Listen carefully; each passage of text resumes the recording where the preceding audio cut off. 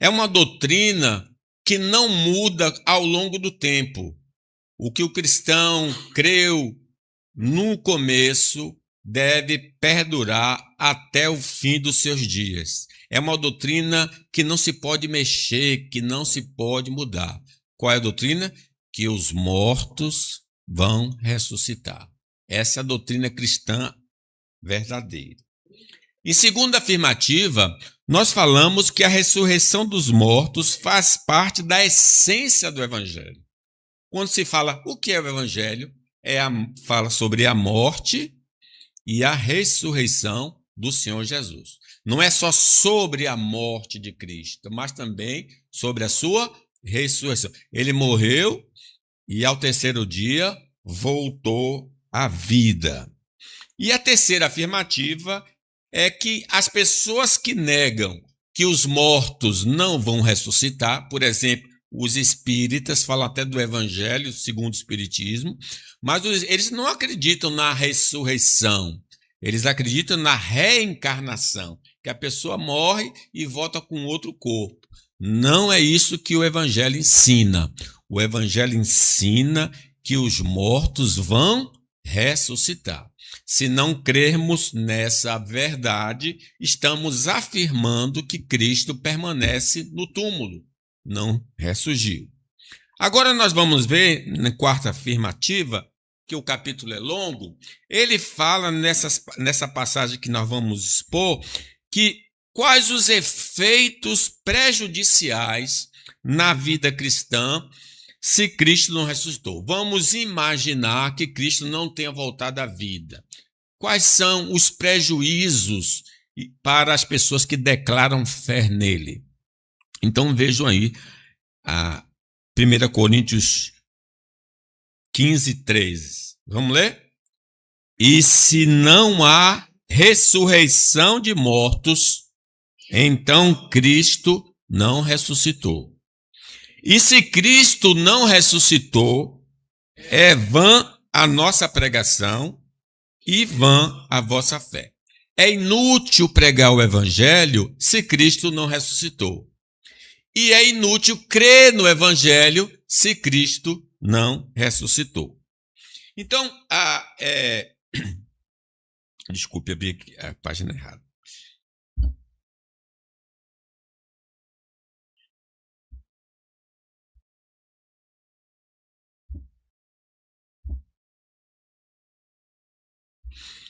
A ressurreição de Cristo não foi um evento imprevisto, mas a consumação de profecias registradas séculos antes no Antigo Testamento. Não foi algo que aconteceu no Novo. Já havia profecias no Antigo Testamento que anunciava que ele iria morrer e iria ressuscitar. Então, não é algo que foi improvisado. Infelizmente, a compreensão de muitos na época de Jesus foi obscurecida. Eles tinham a Bíblia, mas não entenderam, nem os apóstolos entenderam sobre a ressurreição, impedindo-os de enxergar a revelação clara das Escrituras. Lembre quando no caminho de Emaús, falando com 2 discípulos tristes, mas não convinha que o Cristo padecesse e ressuscitasse. Então, eles não entenderam o escrito sagrado. Davi, irmãos, movido pelo Espírito Santo, já antecipava o triunfo do Messias ao declarar que Deus não deixaria sua alma na morte, nem permitiria que o seu santo visse corrupção. Lá no Salmo 16, Davi profetizou que Jesus não iria ver corrupção, ele iria ressurgir dos mortos. E então, em Atos, no sermão profético de Pedro disse, olha, essa ressurreição foi profetizada no Antigo Testamento pelo rei Davi. A carne de Cristo repousou em esperança, porque a vitória sobre o túmulo já estava selada pela palavra de Deus. Aleluia. Assim também para nós hoje. Já está escrito, todos nós vamos ressuscitar dos mortos. Todos, não importa, até o descrente vai voltar à vida, porque já é um decreto da palavra de Deus. A incredulidade na ressurreição de Cristo esvazia o evangelho de qualquer significado eterno. Não há bênçãos na eternidade se Cristo não voltou à vida. Se ele não venceu a morte, nossa mensagem perde sua substância e nossa esperança se torna nula. Se nós esperamos em Cristo somente nesta vida, somos os mais infelizes dos homens, porque logo, logo a nossa vida vai acabar. E aí nós vamos para o lugar que todo homem está indo, né? Sem um fato histórico, espiritual, da ressurreição, a vida cristã carece de fundamento, reduzindo-se a uma busca sem propósito em um mundo sem redenção. Para que deixar de curtir a vida, então? Porque não estamos ali na praia, não estamos nos bares, não estamos buscando diversão. Se morreu, acabou. Por outro lado, se a ressurreição é um fato, de fato aconteceu, então dedicar nossa vida à adoração faz todo sentido. Por que nós deixamos o mundo e estamos aqui em quatro paredes adorando Deus? Porque nós acreditamos que os mortos vão ressuscitar. Porque eles não estão aqui ou em outro lugar adorando a Deus? Porque eles não acreditam na ressurreição. Uma vez que morreu, acabou, eles tentam aproveitar o máximo da vida. Infelizmente, eles não conhecem a verdade. Seguir seus ensinamentos, mergulhar nas Escrituras, orar, louvar e ofertar, deixam de ser obrigações para se tornarem atos de gratidão. Sim, irmãos, não estamos perdendo tempo, nós estamos aqui glorificando a Deus e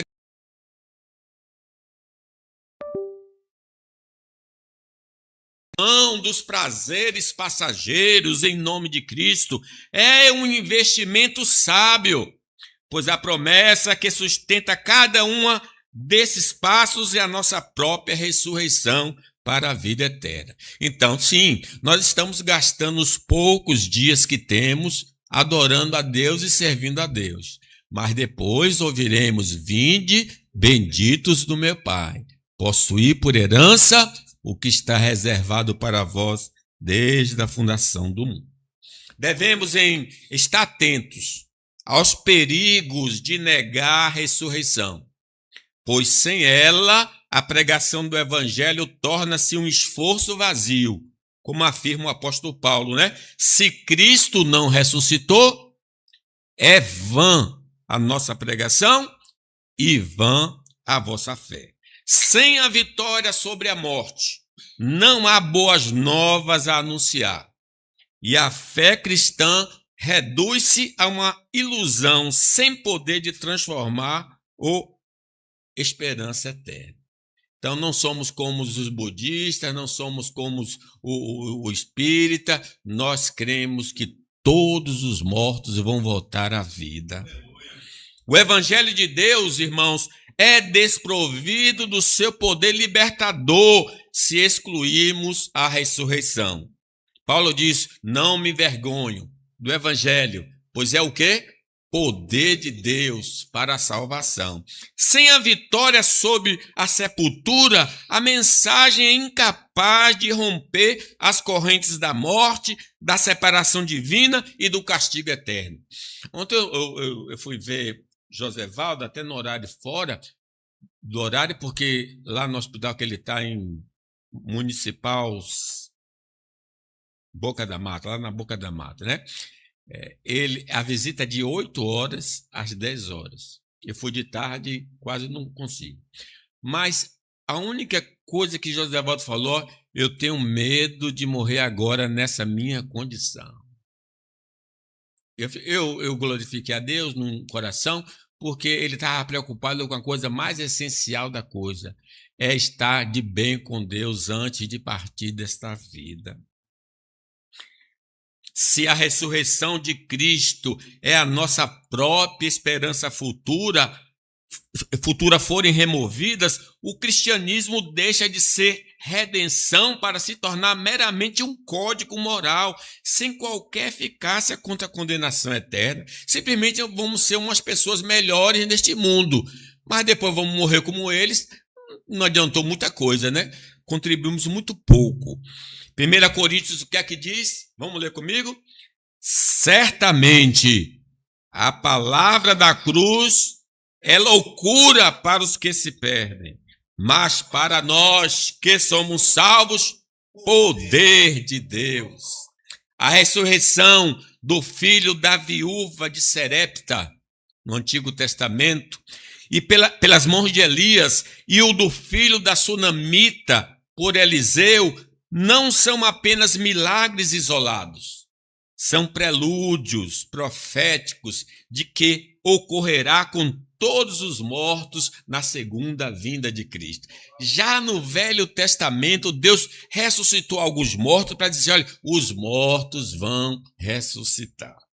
Negar a ressurreição é desqualificar o testemunho do Antigo Testamento, tornando o seu registro indigno de confiança. Quer dizer, quem diz que os mortos não vão ressuscitar, está dizendo que o Velho Testamento não merece confiança, porque lá está escrito que os mortos vão ressuscitar.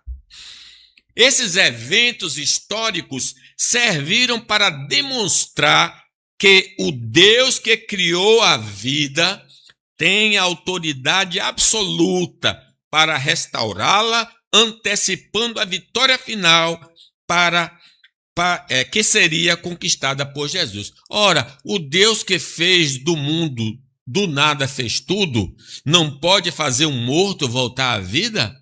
Claro, Deus é poderoso para fazer muito mais do que pedimos ou pensamos. Então, aí, em 1º livro dos Reis, registra como Elias ressuscitou o rapaz. E estendendo-se 3 vezes sobre o menino, clamou ao Senhor.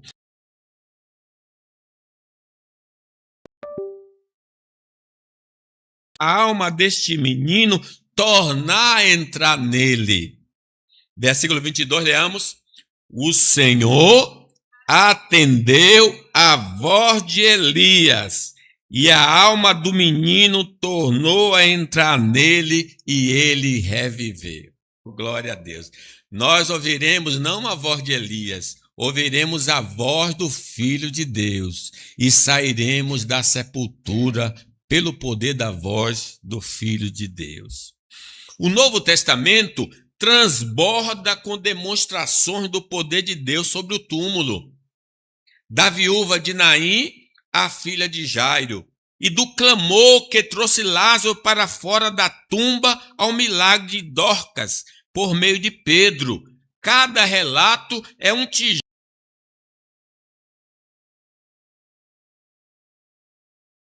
Está querendo apontar uma coisa, é um sinal do que vai acontecer no fim do mundo. O ápice ocorre na morte de Cristo, quando até santos sepultados ressurgiram, antecipando a própria vitória do Senhor. Tudo isso ecoa o desafio feito a Marta e a cada um de nós hoje. Ele falando para Marta, eu sou a ressurreição e a vida. Quem crê em mim, ainda que morra, viverá. E depois ele faz a pergunta, crês nisto? Você crê que os mortos vão ressuscitar? Afirmar o cristianismo negando a ressurreição do corpo é uma contradição. Adotar a ética de Cristo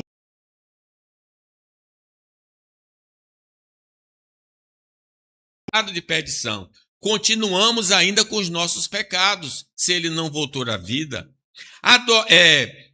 Se a nossa fé ignora o pilar da ressurreição, ela se baseia em uma mentira e não no evangelho. Sem abraçarmos a doutrina correta do cristianismo ou do Cristo vivo, permaneceremos perdidos, pois é a ressurreição que valida a redenção. Como é que nós sabemos que os nossos pecados foram de fato perdoados? Porque ele voltou à vida. É o sinal de que, de fato, nós fomos perdoados em Cristo Jesus. O maior temor da humanidade é, sem dúvida, a morte. Ao compartilharmos o Evangelho, oferecemos o único antídoto real para essa angústia. Então, não custa nada a gente, de vez em quando, perguntar a um amigo: você tem medo de morrer? Ele vai dizer: sim, tenho medo. Bate até na madeira, né? Mas eu tenho um remédio para você. Jesus, ele voltou à vida e garante vida eterna a todo aquele que nele crê. Jesus, irmãos, não apenas enfrentou a morte, ele a superou, garantindo que todos os que nele creem também sejam vitoriosos. Como nos revela Hebreus. Olha o que diz Hebreus: visto, pois, que os filhos têm participação comum de carne e sangue, deste também ele igualmente participou, tomou a forma humana, para que, por sua morte, destruísse aquele que tem o poder da morte, a saber, o diabo, e livrasse todos que, pelo pavor da morte, estavam sujeitos à escravidão por toda a vida. Diante da partida de familiares e amigos que creem em Cristo, o desespero não deve encontrar lugar em nossos corações. Vamos morrer, alguns têm morrido, nós vamos perder mesmo, porque tu és pó e ao pó voltarás. Mas aqueles que têm em Cristo que nós perdemos, não devemos entrar em desespero, pois a promessa de reencontrá-los é real.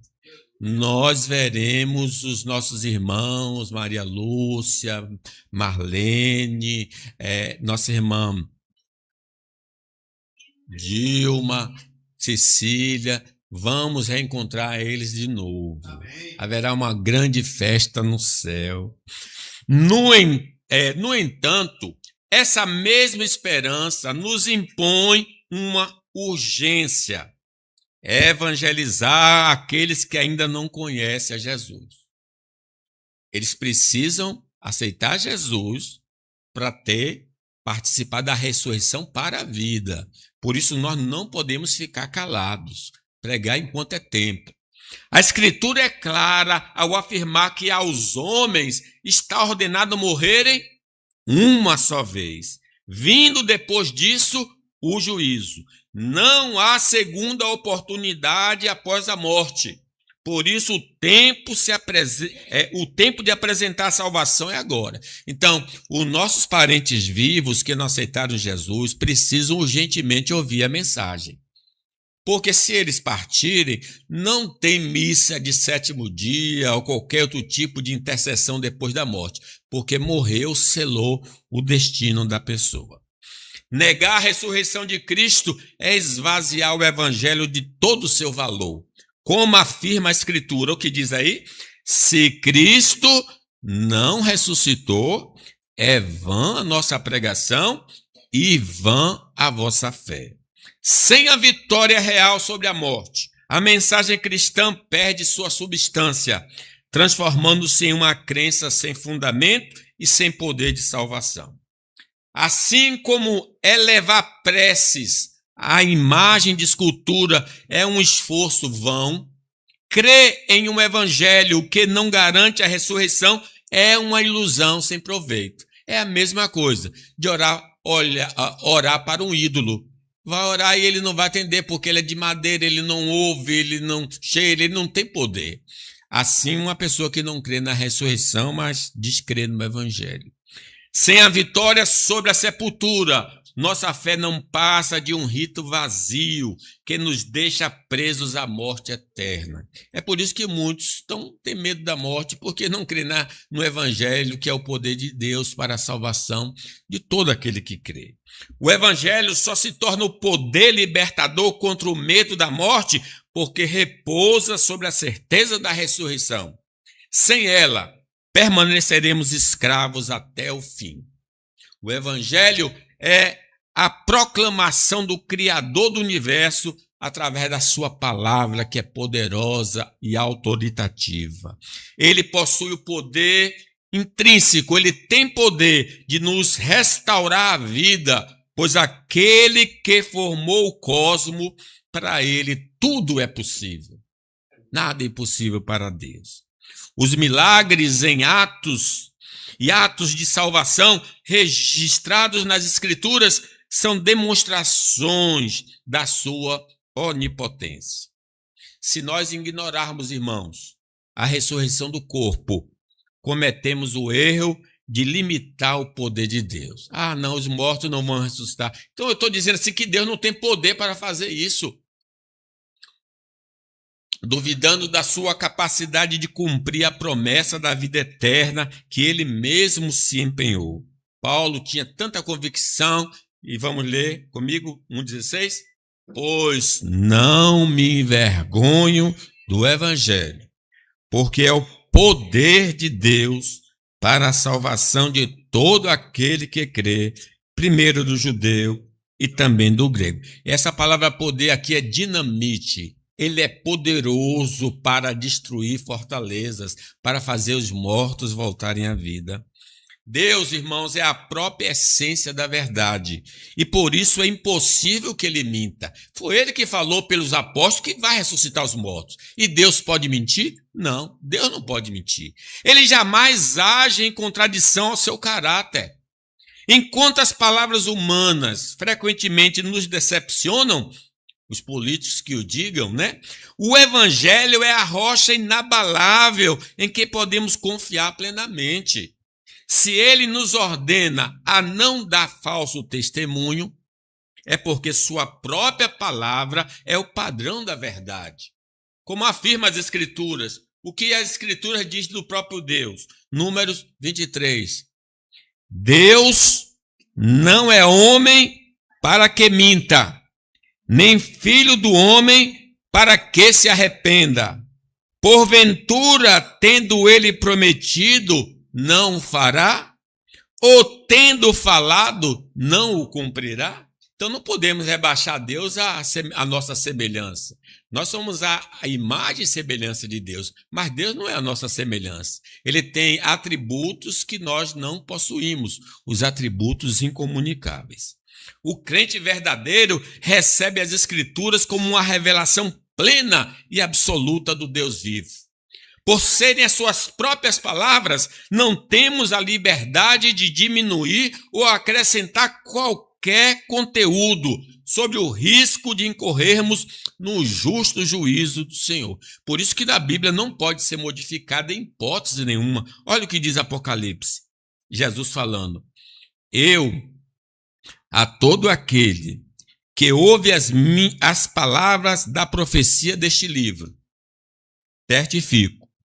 Se alguém lhes fizer qualquer acréscimo, Deus lhe acrescentará os flagelos escritos neste livro.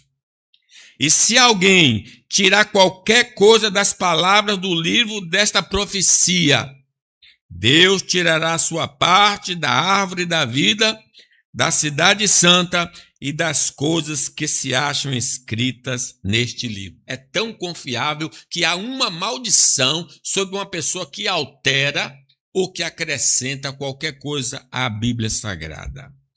A história é a maior testemunha da veracidade da Bíblia. O cumprimento exato de inúmeras profecias no passado nos confere a certeza inabalável de que cada promessa futura, incluindo a nossa ressurreição, se cumprirá. Porque no Antigo Testamento diz que Cristo viria e morreria. Ele veio, morreu e ressuscitou. Então nós temos uma prova que de fato os mortos vão ressuscitar na segunda vinda dele. A rejeição, irmãos, de qualquer parte da palavra de Deus é em sua essência um sinal de incredulidade que compromete o usufruto das promessas divinas. Tem gente que escolhe a parte que deve crer da Bíblia. Ah, eu creio nessa, mas nessa aqui eu não creio. Não pode ser assim. Tem de crer no todo. Se não crer no todo, perde a graça. Embora exista espaço para divergências em questões secundárias, como métodos litúrgicos ou forma de batismo, os batistas batizam por imersão, os presbiterianos batizam por aspersão. Qual é o certo? A Bíblia, na verdade, não define a maneira de batizar. A Bíblia só ordena que se deve batizar em nome do Pai, do Filho e do Espírito Santo com água. Se muita água ou pouca água, ela não usou. Então a gente pode ser cristão e ter crenças diferentes quanto à forma de batismo. A ressurreição do corpo pertence ao núcleo inegociável da fé. Já não é assim. Não importa se é batista, se é metodista, se é da casa da bênção, todos precisam crer que Jesus ressuscitou dos mortos e que todos os mortos vão ressuscitar. Discordar deste fundamento não é apenas uma diferença de opinião, mas um afastamento da própria identidade cristã. Quem nega a vitória final sobre a morte não pode ser plenamente reconhecido como um servo daquele que é a ressurreição e a vida. Crente verdadeiro é aquele que diz: eu creio que Jesus ressuscitou dos mortos. Eu creio que os mortos vão ressuscitar. Negar a ressurreição de Cristo é, por extensão, acusar os apóstolos de serem falsas testemunhas de Deus. Quem nega que os mortos vão ressuscitar ou que Cristo ressuscitou, está dizendo que os apóstolos são mentirosos. Olha o que o Paulo diz aí. Observe. E somos tidos por falsas testemunhas de Deus, os apóstolos, porque temos asseverado contra Deus que ele ressuscitou a Cristo, ao qual ele não ressuscitou, se é certo que os mortos não ressuscitam. Porque se os mortos não ressuscitam, também Cristo não ressuscitou. Os apóstolos não pregaram uma teoria, mas uma realidade que testemunharam diretamente. Eles viram Jesus ressurreto. Durante 40 dias, conviveram com Cristo ressurreto, comendo e ouvindo suas instruções. Esse testemunho era validado por sinais e prodígios operados com grande poder, como relata o livro de Atos. Negar a ressurreição é, portanto, desferir um golpe contra as Escrituras e contra o sacrifício daqueles que deram suas vidas para confirmar que o Senhor Jesus de fato venceu a morte. Vejam o que diz Atos. Como é que Deus mostrava ao povo daquela época que os apóstolos de fato viram Jesus ressurreto? Através dos sinais que eles faziam. Vamos ler? Com grande poder, os apóstolos davam testemunhos da ressurreição do Senhor Jesus, e em todos eles haviam abundante graça. Então, era para mostrar que, de fato, Jesus ressuscitou dos mortos. A mentira é estranha à natureza de Deus, que proíbe e pune severamente o falso testemunho. Deus odeia a mentira. Na lei de Moisés, o rigor contra a mentira era absoluto.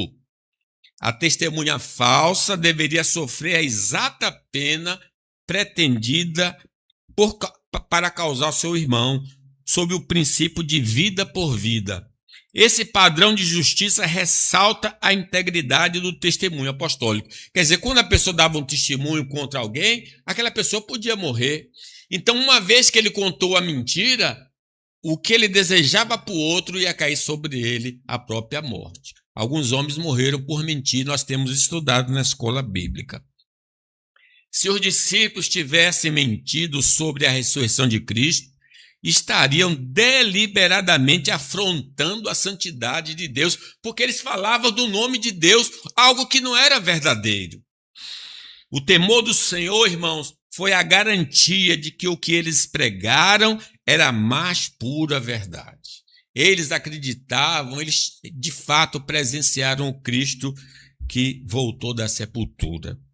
Se a ressurreição fosse um mito, a igreja cristã estaria erguida sobre o fundamento de uma fraude, comprometendo a honra do seu mestre, de Jesus, e a integridade dos seus apóstolos. Então, Cristo é mentiroso porque ele não ressuscitou e ele mandou dizer que ele ressuscitou. Os apóstolos são mentirosos porque ele não ressuscitou, mas eles afirmavam que ele havia ressuscitado. No entanto, nossa fé não repousa em fábulas, mas na certeza histórica e espiritual de que Deus ressuscitou a Cristo ao terceiro dia. Foi ao terceiro dia que ele voltou à vida. Essa vitória sobre o túmulo é o penhor inabalável de que na gloriosa vinda do Senhor, nós também seremos despertados para a imortalidade. Ele levantou do túmulo, nós levantaremos do túmulo também ao ouvirmos a sua voz. Mentir é um pecado, então, grave, mas proferir mentira em nome de Deus é uma abominação. Quando nós não tomarás o nome do Senhor teu Deus em vão. Se a ressurreição dos mortos não fosse real, a mensagem dos apóstolos teria sido uma fraude ordenada pelo próprio Senhor Jesus. Já pensou? Você vai conceber que Jesus é mentiroso? Percebam a gravidade da nossa incredulidade. Ao negarmos a ressurreição, não estamos apenas duvidando de um fato, estamos acusando o Santo de Deus de ser o mentor de uma mentira universal. Como é grave uma pessoa não crer que os mortos voltam à vida. Está chamando Deus de mentiroso, Jesus de mentiroso, os apóstolos de mentirosos e as escrituras também que contam mentira.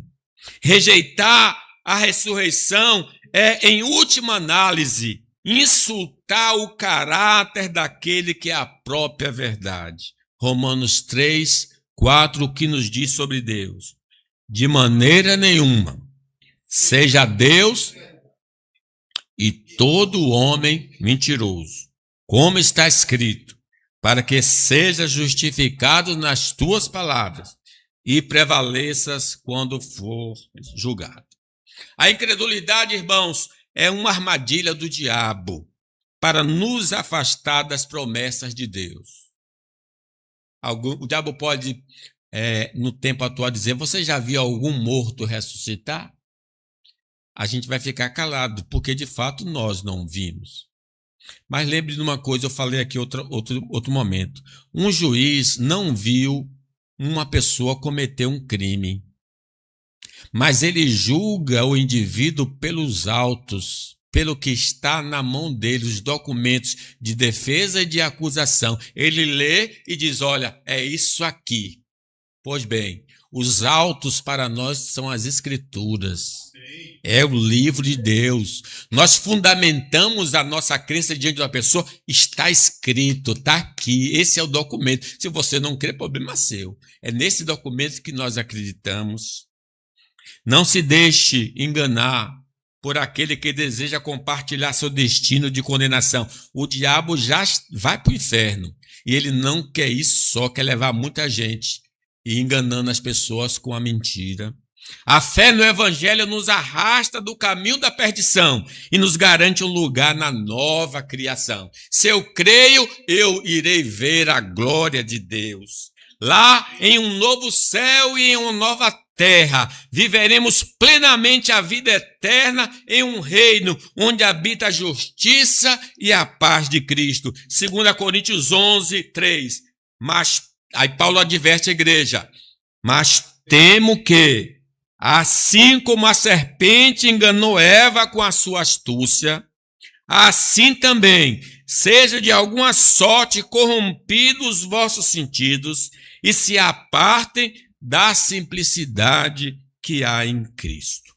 A rejeição da ressurreição de Cristo anula inevitavelmente a eficácia do perdão. Não é só a fé inútil, a pregação também inútil. Quem não crê na ressurreição, a fé não é suficiente, não é importante. Vamos ler aí o que é que diz? 1 Coríntios, leiam comigo. E se Cristo não ressuscitou, é vã a vossa fé e ainda permaneceis nos vossos pecados. A ressurreição, então, é uma prova pública de que o sacrifício na cruz foi aceito por Deus e que a dívida dos que creem foi quitada. Como é que sabemos que não há dívida para nós nos céus? Porque ele voltou à vida. Ele está vivo. Sem o túmulo vazio, o perdão é apenas uma palavra sem poder. E a humanidade continua sob a sentença de condenação. Na cruz, irmãos, Cristo recebeu a sentença que cabia a cada um de nós. O castigo que nos traz a paz está sobre ele. Sua morte, atestada pelas autoridades, selada pelo sacrifício, satisfez plenamente as exigências da lei. De fato, ele morreu. Tanto é que quebraram as pernas de 2 ladrões, e quando foram quebrar a perna de Cristo, ele já estava morto. Mas aí o cidadão, para certificar, o que é que fez? Furou o lado com uma lança, né? Mostrando que ele de fato morreu. Contudo, ao ressuscitar, ele quebrou o poder da morte em todas as suas esferas, espiritual, física e eterna. A morte não tem mais poder. Nós temos comunhão com Deus através dele. Vamos ressuscitar no último dia e a segunda morte não tem poder sobre nós, porque nós estamos lavados no sangue precioso de Jesus. Como afirma então as Escrituras, Romanos 4:25. Leiam comigo. Ele foi entregue à morte por nossos pecados e ressuscitado para a nossa justificação. Mas nós somos pecadores? Somos pecadores, mas estamos justificados, gente. O sangue está sobre nós. Hoje, diante de Deus, nossa ficha está limpa. A sentença foi cumprida e nada mais consta contra aqueles que estão em Cristo Jesus, o nosso Senhor. A descrença na ressurreição de Cristo mantém sobre nossos ombros o peso insuportável da dívida para com a lei de Deus. É verdade que um cristão que foi lavado de fato, mas está andando em pecado, ele vai sentir culpa. Mas é porque ele não está andando no caminho do Senhor.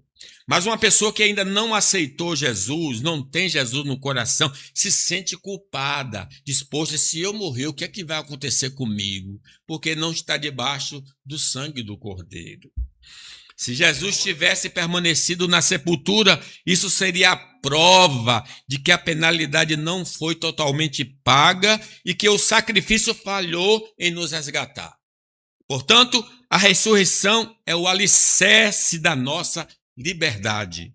Negá-la é o mesmo que confessar a própria culpa e aceitar a responsabilidade individual no dia do juízo. Então, o que nos dá tranquilidade de partirmos deste mundo é que a gente sabe que a nossa dívida foi paga em Cristo Jesus, nosso Senhor. O túmulo vazio é o único documento que atesta que o réu foi absolvido.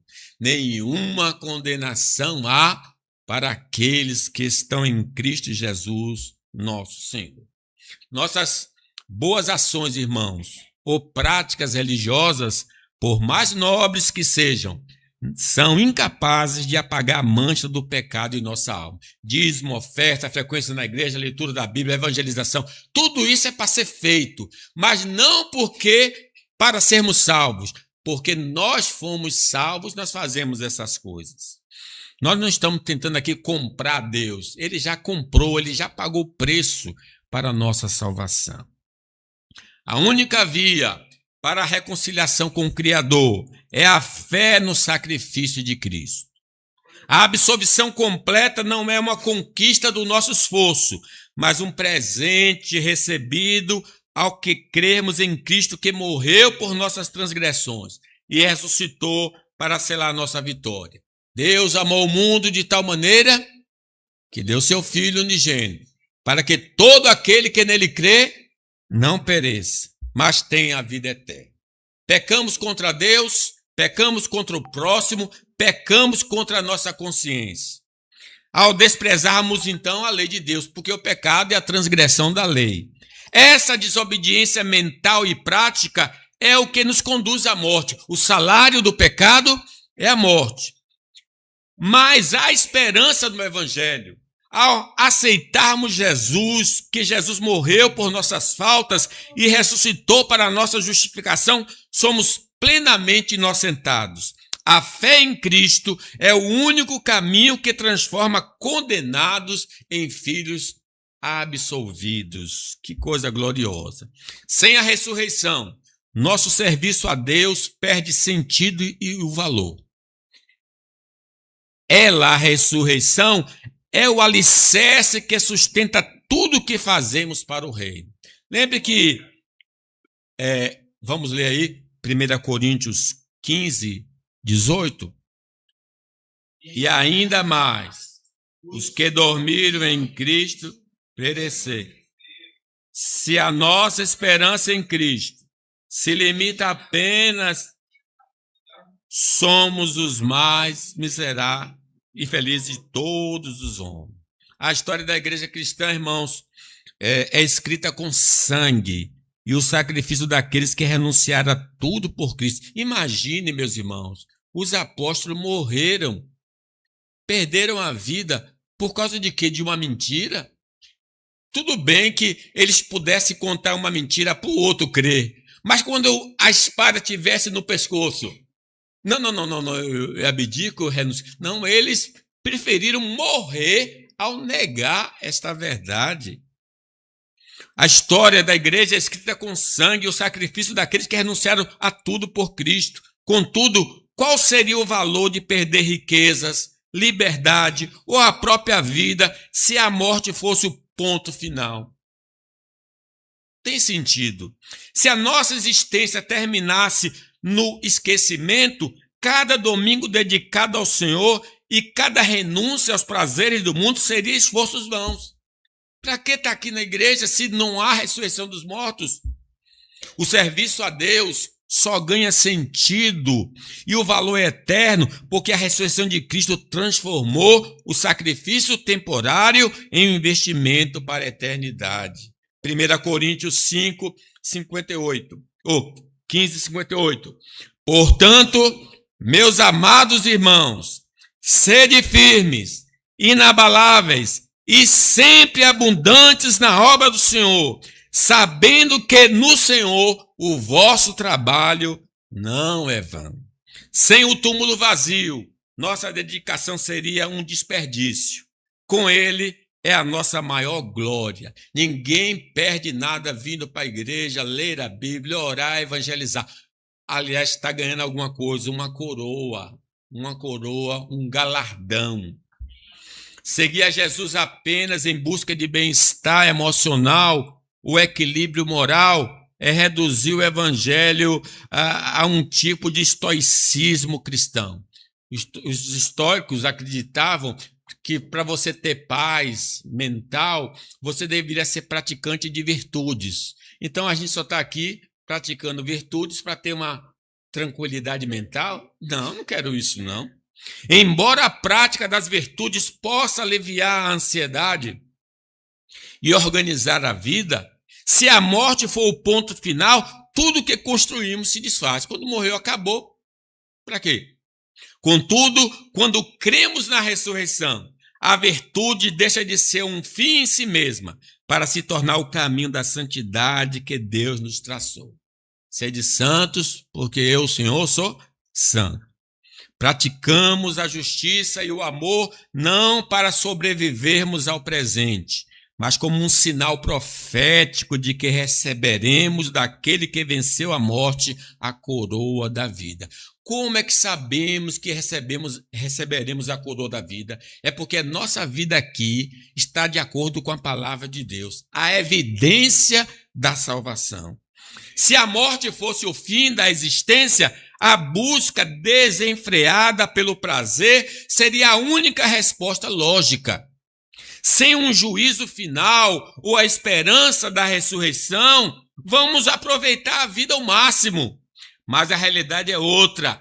Cristo ressuscitou, estabelecendo um novo horizonte para a humanidade. A nossa existência não se encerra no túmulo. E cada ação nossa ecoa diante do Criador, porque cada um dará conta de si mesmo a Deus. Para quem crê, o aproveitar a vida não significa... Para quem crê, o aproveitar a vida não significa entregar-se aos prazeres efêmeros, mas viver com a responsabilidade de quem aguarda a recompensa da imortalidade. Lembre-se disso. Sede santos, porque eu, o Senhor, sou santo.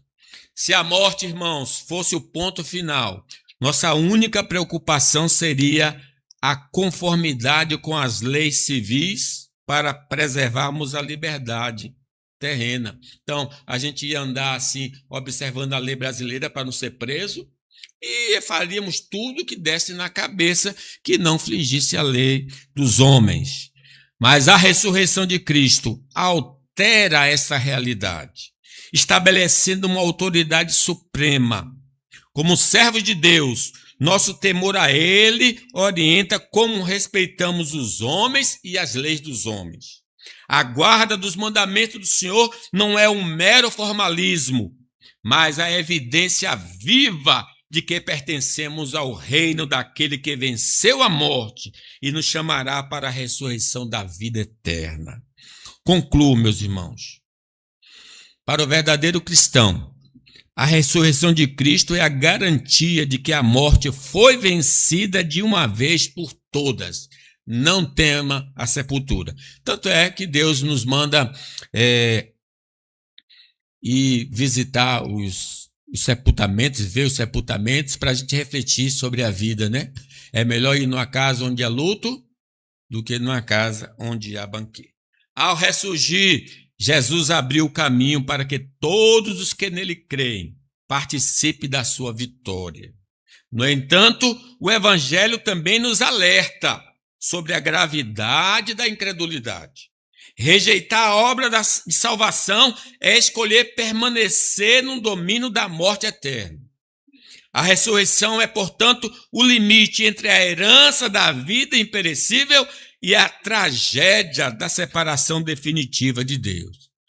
Meu amigo, hoje tens a escolha, vida ou morte, qual vais aceitar?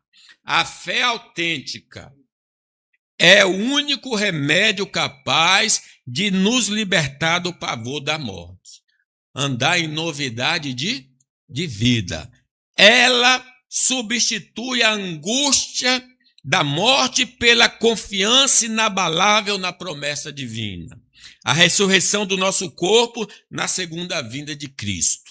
Ao crermos, deixamos de olhar para a sepultura como um fim e passamos a enxergá-la como um repouso temporário, aguardando o despertar para uma glória que jamais murchará. Aliás, nós deveríamos recomendar aos nossos parentes, escreva lá na minha lápide, ele voltará à vida, Jesus o acordará, Jesus fará levantar de novo. A gente passa pela sepultura e não vê um nome assim, dizendo, olha, ele vai voltar à vida, mas é a garantia nossa. A missão de Cristo no mundo nunca foi a promessa de acumular bens materiais, mas a oferta de algo infinitamente mais precioso, a vida. Eu vim para que tenham vida e a tenham com abundância. Ele nos garantiu a reconciliação espiritual com Deus, a restauração da nossa integridade física e a herança da vida eterna. O aspecto mais glorioso dessa promessa é que ela é inteiramente gratuita. Quanto eu pago para ressuscitar? Nada. Creia e você terá a vida eterna. Ao crermos nele, esses tesouros imperecíveis tornam-se nossa posse imediata e eterna. Que ele nos abençoe.